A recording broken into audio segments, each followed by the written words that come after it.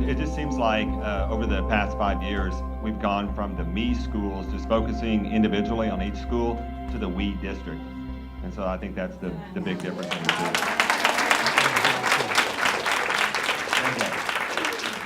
We've got a lot more ownership. We've done a lot more team building. Our teachers feel like they have a voice in how the school is run.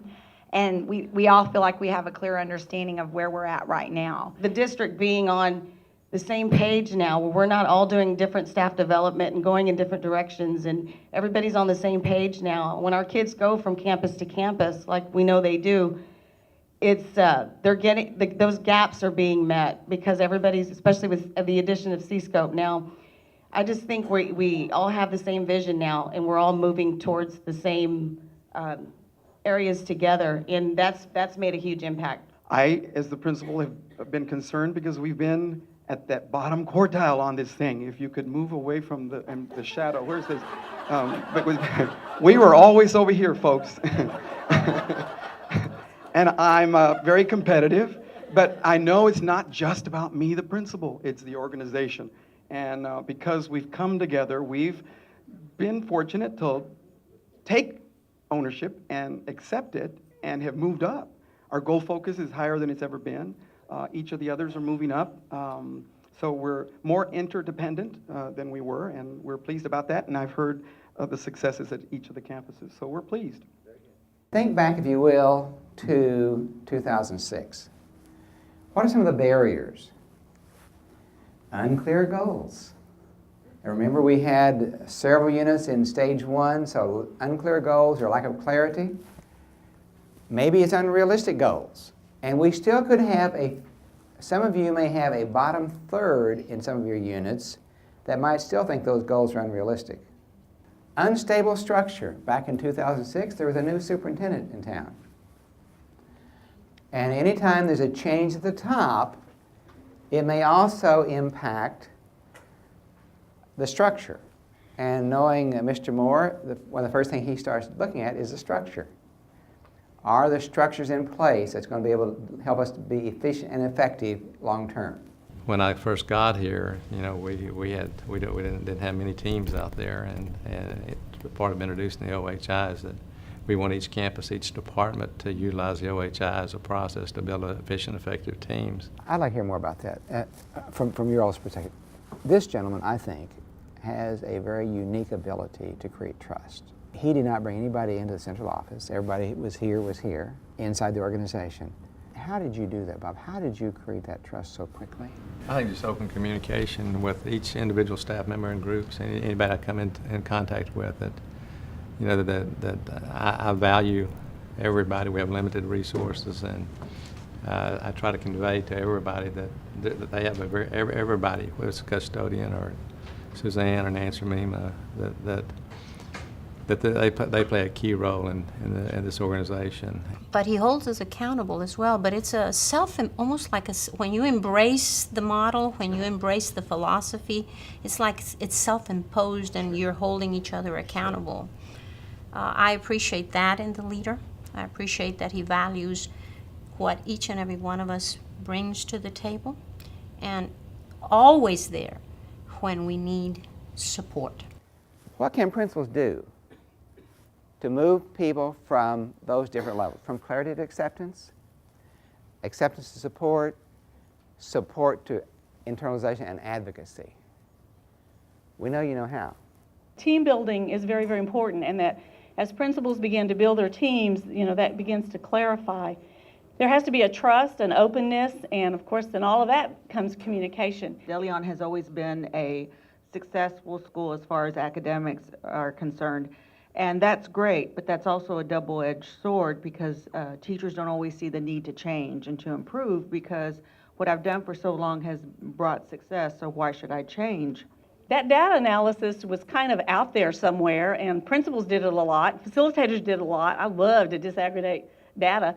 But then as teachers began to do that, they began to realize that it really did impact what they were doing to teach. And we felt like that was another area that gave teacher buy-in, because they begin to see that really is important information. It's not just up there in the office and on the desk of the principal. You had to make them own it. So that was the first step, is owning that data. And how do you do that? How do you get those teachers to get past the excuse making, well, it's because we get so many kids from the other schools. Well, no, all schools are VISD schools. And then after that, then it was, okay, how are we going to fix it? How are we going to have more commended? How are we going to make sure that our low SES kids that came from other schools are going to do just as well at our school? And once, as teachers, we began to see students being successful, we felt like we were being successful. So once again, we began to buy into the whole process. Unlike any other district I've been in at this point in time, it's, I think that we've moved forward and had the results that we have because of really the embracement of the concepts and processes that are involved with the OHI.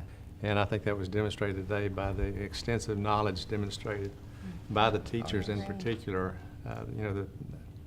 It's no surprise the principals are at the point they are, but I was really kind of in awe to see the level of understanding that the teachers expressed today. Very powerful. I heard the teachers say over and over again that they have gone from being very competitive with each other to being very competitive as a team for the whole district. Right. And that they are all working toward the district being that rating as a district as a whole versus their individual campus ratings, and that they talked a lot about sharing of information and working together, not just as their PLC teams on campus or in grade levels, but as those structured teams at a campus level.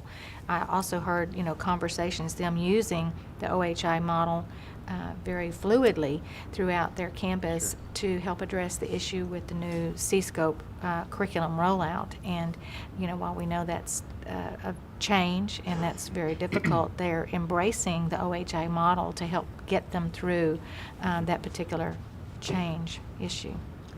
Well, I think what I saw and noticed is we started out in the bottom quartile as a district, and I think back during that period of time because I've probably been involved with the schools longer than Mima and Mr. Moore, but we truly were all doing our own thing. We were very isolated. Our professional development was haphazard. Everybody was doing something different, and what I heard in the conversations were we were all aligned, not just in our goals and key processes, but with the professional development and the training that we're providing all of our staff. And I think that's what has helped bring on this common language. And as Mima would always say, it's intentionalized. You listen to the language that we've been using here today, you know that that the principals are not just acting like they're going back and implementing this on their campus. You don't have this kind of feedback if it's not actually happening on the campus. Bob, I was really delighted to share that data today to show that the level of health for the last 5 years, it has just made steady progress, just amazing progress. And also we had asked them to identify levels of success beyond just the health data. Would you talk a little bit about the student performance when you first came here to today?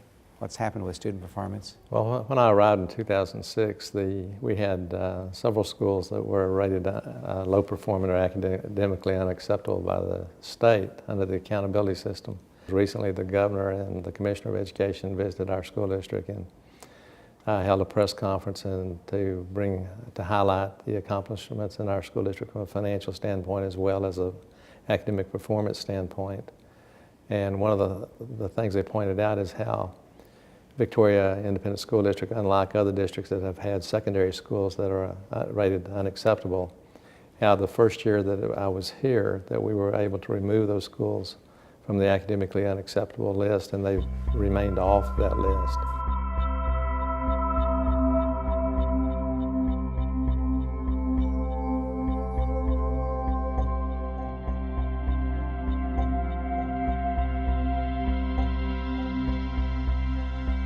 We talked about 5 years ago, you wanted to keep your own low kids. You didn't trust anybody else, to do it like you were going to do it. And just how the whole climate has changed at our schools and in our districts, that we now have those, high-level conversations about how we, about curriculum that we hadn't been having. Now we're having those good conversations about curriculum. We're having those good conversations district-wide at our math training.